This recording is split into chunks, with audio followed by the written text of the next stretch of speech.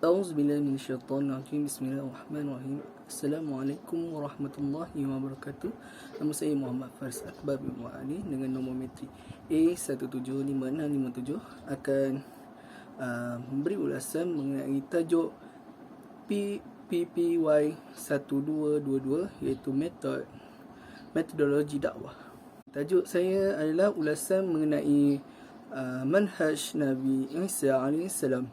Okey, sebelum kita mengetahui manhaj dakwah Nabi Isa AS, marilah kita mengenali peribadi baginda Nabi Isa AS, iaitu Nabi Isa. Nabi Isa, nama baginda penuh ialah Isa bin Maryam bin Imran, iaitu Nabi yang terakhir daripada Bani Israel, dan baginda dilahirkan di Bethlehem ataupun Baitul Lahmi pada masa kekuasaan Raja Hendos Romawi di Palestin. Okey, kelahiran baginda ni sangat istimewa kerana baginda dilahirkan tanpa ada ayah, iaitu baginda dilahirkan oleh seorang wanita yang sangat orang ahli ibadah, sangat abid, iaitu wali Allah, iaitu Maryam bin Imran, yang melahirkan baginda tanpa ada suami, iaitu Maryam tiada suaminya, tapi dengan kuasaan Allah Subhanahu wa taala lahirlah Nabi Isa AS. Firman Allah Subhanahu wa taala, A'udzu billahi minasyaitonir rajim. Bismillahirrahmanirrahim. واذكر في الكتاب مريم إذ انتبذت من أهلها مكانا شرقيا فاتخذت من دونهم حجابا فأرسلنا إليها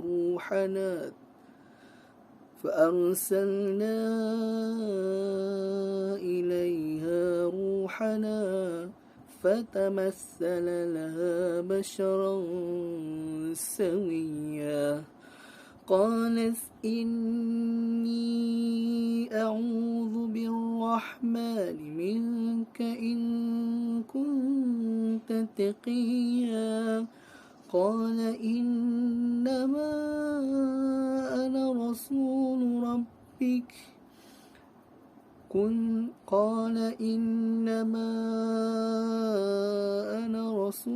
ربك لأهب لك غلاما زكيا قالت أنى يكون لي غلام ولم يمسسني بشر ولم أك بغيا قال كذلك قال ربك هو علي هين ولنجعله آية للناس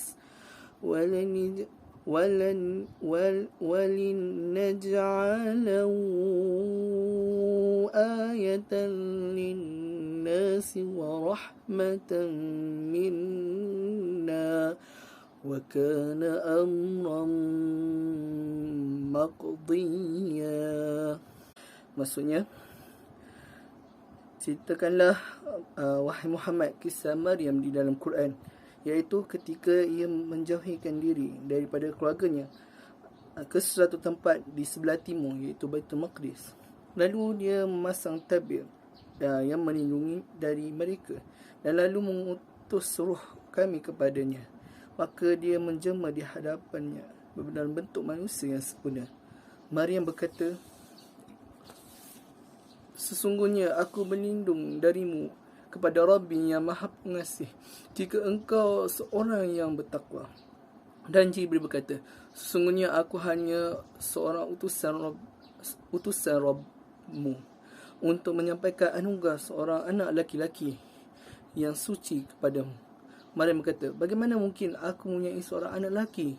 padahal aku tidak pernah ada orang lelaki yang menyentuhku dan aku bukan seorang pezina. Jibril berkata, demikianlah Rabbmu berfirman, hal itu mudah bagiku dan agar kami menjadikan sesuatu tanda bagi manusia dan sebagai rahmat dari kami. Dalam hal itu adalah satu urusan yang sudah diputuskan. Dalam surah Maryam ayat 16 hingga 21. Okey, kita dapat menjelaskan bahawa kelahiran Nabi Isa ni adalah satu keajaiban pada baginda, iaitu baginda ni adalah yang itu sebagai tanda seorang rasul dan ibunya adalah seorang wali Allah. Okey, dan baginda sendiri dalam berjalan membawa dua kitab, iaitu diajarkan kitab Taurat dan kitab Injil. Yang kitab Injil adalah kitab yang dibawa pada syariat Nabi Isa. Kitab Taurat itu adalah kitab disyariatkan daripada Nabi Musa AS.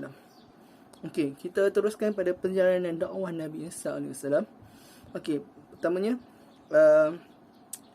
Nabi Isa diberikan tugas oleh Allah SWT untuk berdakwah, iaitu mengembalikan kaum-kaumnya, kaum Nabi Isa, supaya tidak menyekutukan Allah SWT.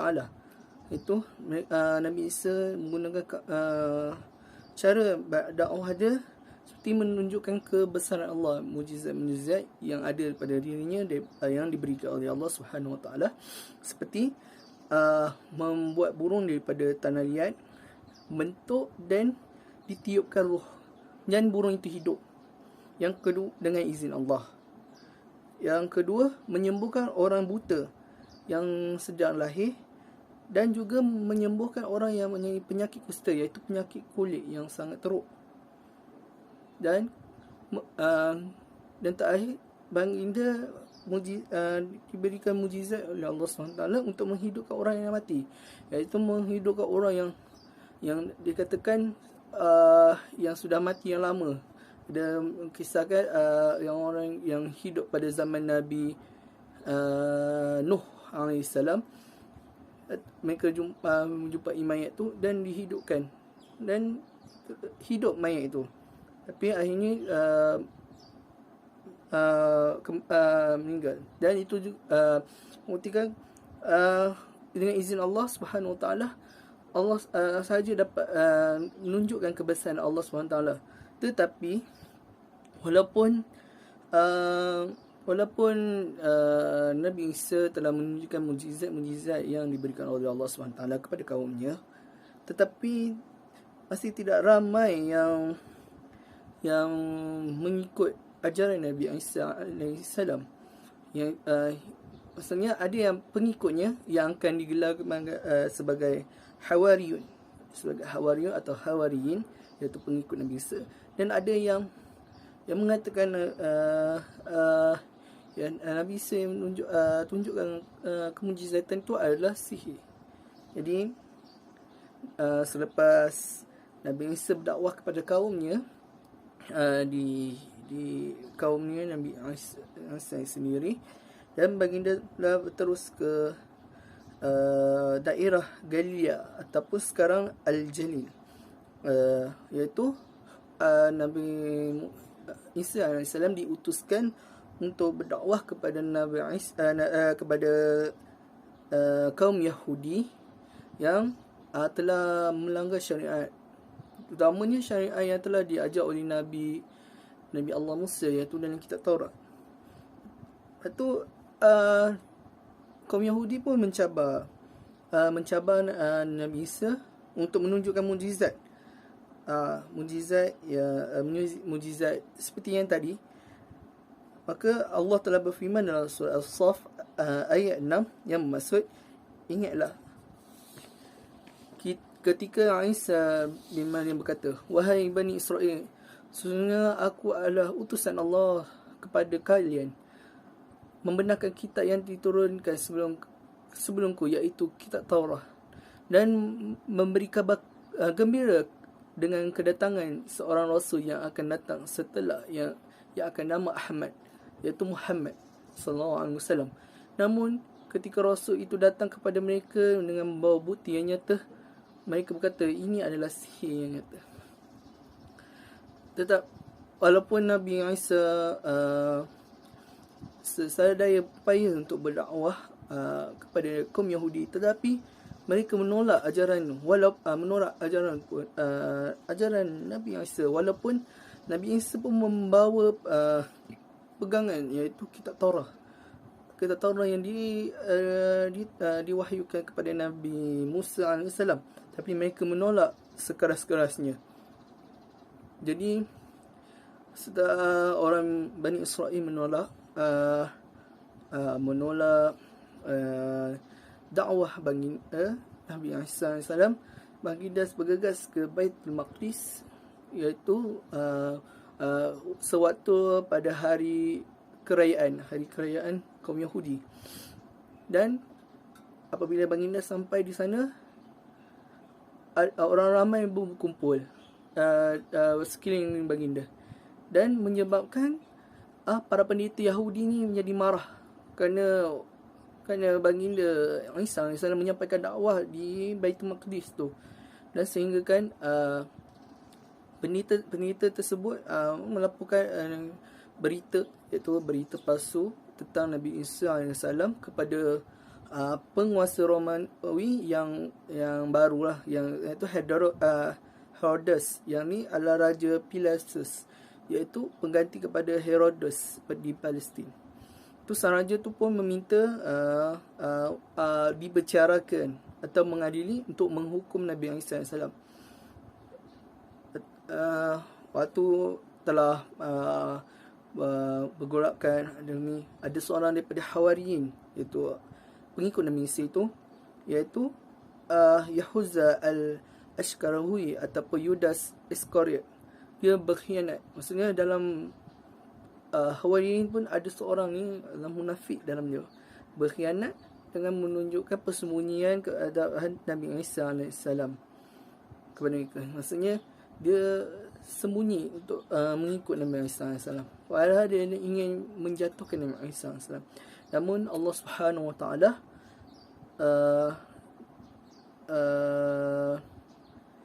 menyelamatkan Nabi Isa AS dari kelicikan orang Yahudi.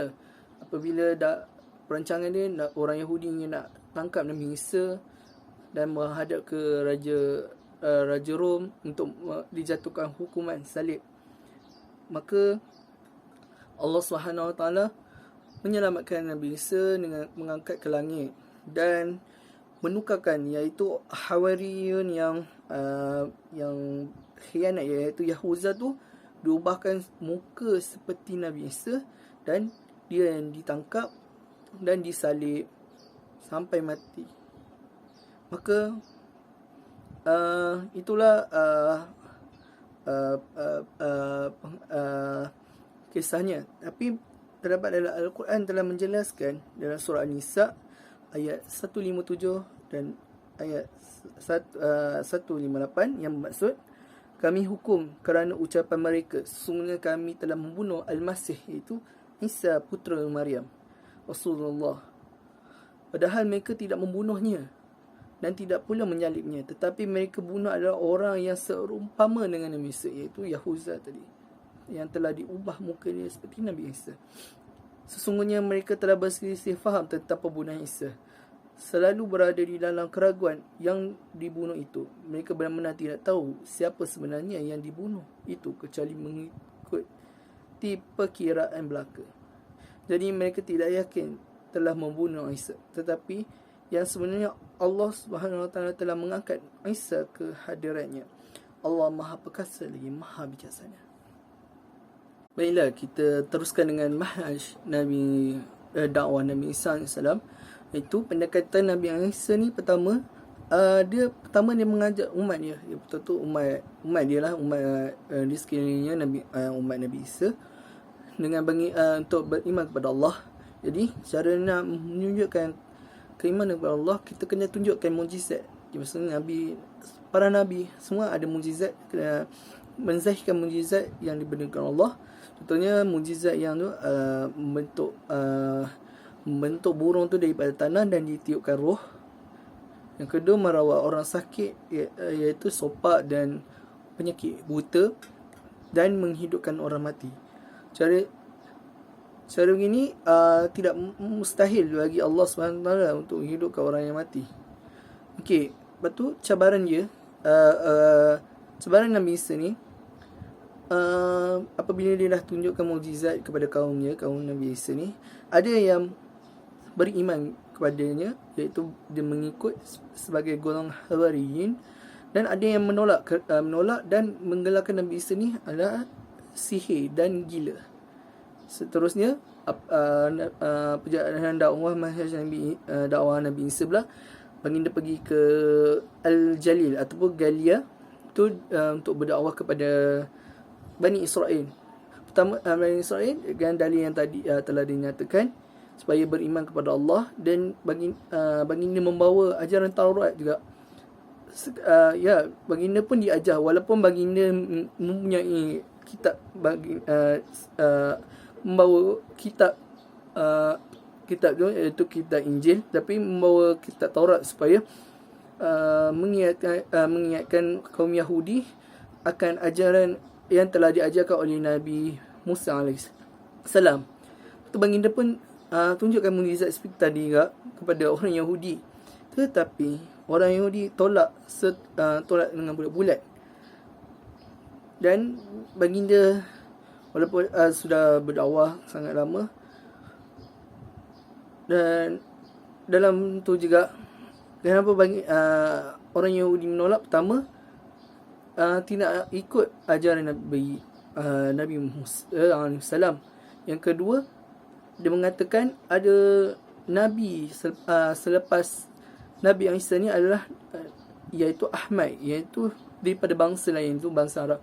Sampai sekarang yang kita ingat kisah Nabi Muhammad SAW tu, yang di Madinah orang Yahudi pun dia tak menyukai Nabi Muhammad SAW, dan Nabi Muhammad pun halau. Itu adalah betul telah digambarkan sebelumnya, iaitu kisah Nabi Isa AS. Yang ketiga, manhaj dakwah Nabi Isa apabila di Baitul Maqdis, baginda pun meneruskan dakwah mereka seperti menunjukkan mukjizat semua, dan ramai orang berkumpul, dan sampaikan ada orang, iaitu pendeta Yahudi berasa marah, dan orang-orang Yahudi yang ada di sekeliling itu menghalang baginda, dan orang-orang Yahudi melaporkan kepada Raja Rom tentang apa yang telah apa yang telah dibuat oleh Nabi Isa AS. Mereka menipu, dan Raja Rom tersebut ingin menghukum baginda, tetapi baginda diselamatkan oleh Allah SWT. Dan yang disalib itu adalah Yahuza, iaitu pengkhianat daripada Hawari. Baiklah, apa yang kita dapat aplikasi pada manhaj dakwah Nabi Isa AS? Yang pertama, kita tahu manhaj setiap Nabi ni adalah untuk berdakwah, untuk untuk menyampaikan amar ma'ruf dan nahi munkar. Seperti dalam ini, yad'u ila sabika rabbikal hikmah wa mau'izatil hasanah. Kita dah tahu memang Nabi adalah kena ada ciri-ciri sifat 4 tu, sidi amanah tabligh fatanah itu. Dan kita dapat mengungkapkan Nabi ni, setiap Nabi sama, iaitu menyampaikan risalah Allah SWT kepada umatnya supaya beriman kepada Allah dan menjauhi daripada syirik kepadanya. Yang bezanya adalah cara pensyariatan dan masa yang ada. Contohnya kalau Nabi Musa, syariatan dia lain. Contohnya Nabi Musa, kalau pada hari Sabtu tidak boleh menangkap ikan, seperti itu. Kalau Nabi Isa berbeza, dan Nabi Muhammad SAW sendiri pun sebagai kita, yang pada zaman kita ni pun pensyariatan pun berbeza, tetapi membawa satu akidah yang sama, iaitu akidah Islam.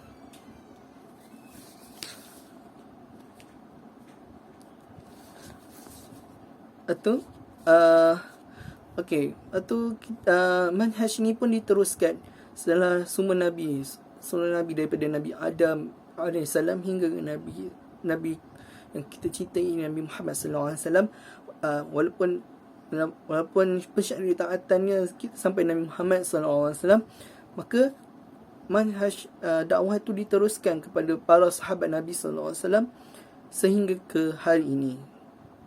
Seperti dalam dalil Quran, a'udzu billahi minasyaitonir rajim, wal takum minkum ummatan yad'una ila al-khair wa ya'muruna bil ma'ruf wa yanhauna 'anil munkar wa ulaika humul muflihun.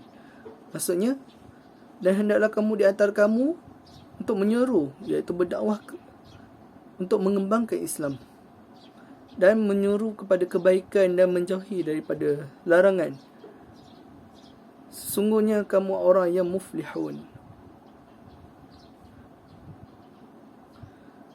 Okey, baiklah, kita tahu dakwah Nabi Isa ni bertepatan dengan pelaksanaan dakwah pada masa kini, iaitu kalau kita nak berdakwah kepada masyarakat, kepada individu, mana-mana orang, pertama kita kena ada logik. Maksudnya kita kena ada pembuktian.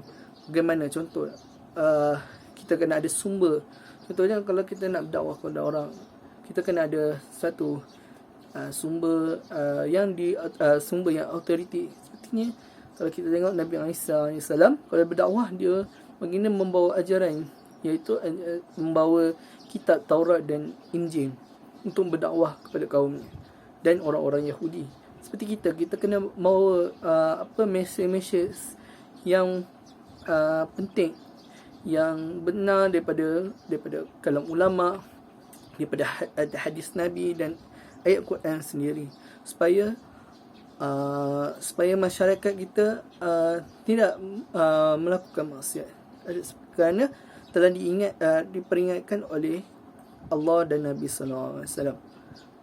Pertama, pembuktian mukjizat. Kalau Nabi Isa AS ni, kita punya pembuktian mukjizat, itu menghidupkan orang mati, kusta dan sebagainya. Tapi kita sebagai orang awam, kita tak adalah seperti Nabi yang ada mukjizat. Tapi kita untuk mendakwah kepada orang, kita boleh membuktikan kita buat ni, dakwah ni seperti kita membantu orang. Memang orang ada kesusahan, kita berikan segala fizikal dan mental kita supaya orang ni menyukai kita. Itulah cara dakwah yang pada kita pada masa kini. Baiklah, cabaran dakwah yang pada tidak beza pada kita dengan para nabi. Tapi para nabi ni lagi dahsyat sebenarnya dakwahnya. Kerana para nabi ni, apabila nabi ni dia pesan kepada umatnya, sila buat. Terutamanya daripada Nabi Nuh lah. Kalau kita nampak jelas pada Nabi Nuh lah, Nabi Idris sampai Nabi Isa ni berdakwah lah. Para nabi ni berdakwah supaya kenapa teruskan berdakwah? Dia takut umat dia jika tidak beriman kepada Allah akan datangnya azab, memang terus direct azab. Contoh kita tengok Nabi Nuh, ramai yang tidak beriman walaupun Nabi Nuh berdakwah dengan 950 tahun berdakwah, hingga akhirnya adanya banjir besar menenggelamkan bumi. Jadi kalau kita pada umat Nabi Muhammad SAW, kita ada cabaran kita, tapi cabaran kita tak sebesar seperti Nabi. Jadi apa cabaran kita ni, kita nak mengalah. Maksudnya kita kena berusaha untuk berdakwah walaupun ditentang, diancam bunuh, supaya keluar dari benda ni. Seperti Nabi SAW sendiri pun, baginda pun banyak diancam juga. Sebab kita apa yang Nabi tunjuk tu gaya semangat kepada kita untuk terus untuk berdakwah subhanahu wa ta'ala. Pertamanya ancaman tu seperti mengancam keluarga kita, sahabat kita, dakwah kita, agama kita. Memang itu adalah cabaran seperti yang dihadapi oleh Nabi untuk menegakkan agama Allah Subhanahu wa ta'ala. Kalau jika dakwah ni berhenti dengan tiba-tiba, maka semua manusia akan berdepan maksiat. Jadi akan datang kemungkaran kepada Allah SWT dengan azab yang sangat pedih. Jadi dakwah ini adalah sangat penting. Terutamanya kita kena ikut seperti dakwah para anbiya kita. Kesimpulannya, Nabi SAW adalah sebagai contoh daripada para nabi yang sangat berusaha dalam berdakwah. Dan kita ingat Nabi Isa pun adalah tergolong daripada para nabi ulul azmi. Ya, ulul azmi iaitu nabi yang sangat berusaha, iaitu mempertahankan diri daripada masalah untuk berdakwah. Ya, berusaha sangat lama. Nabi Isa juga berdakwah kepada kaumnya, kepada kaum Yahudi, dan ugutan dan hampir dibunuh, dan tetapi diselamatkan oleh Allah Subhanahu Wa Taala. Itu seperti kita tanggungjawab kita sebagai dai. Kita ni kena perlu mempertikaikan ilmu kita dengan sebanyak-banyaknya, mempunyai ketahanan fizikal dan mental, dan bijak dan hikmah dalam menyampaikan dakwah. Maksudnya bijak dan hikmah tu, kita tengok masyarakat ni, kalau orang remaja ni cara dia lain, kalau orang dewasa ni cara lain, dan sebagainya. Yang penting adalah kita berdakwah ni adalah ikhlas dan kerelaan hati kita untuk meneruskan agenda yang telah diberi oleh Nabi. Ya, itulah kata dakwah ni adalah satu, kita meneruskan jalan yang telah diberi oleh Nabi SAW untuk menyampaikan risalah Allah SWT, supaya manusia itu terus bertakwa kepada Allah dan menjauhi daripada maksiat. Baiklah, itu daripada saya. Assalamualaikum warahmatullahi wabarakatuh.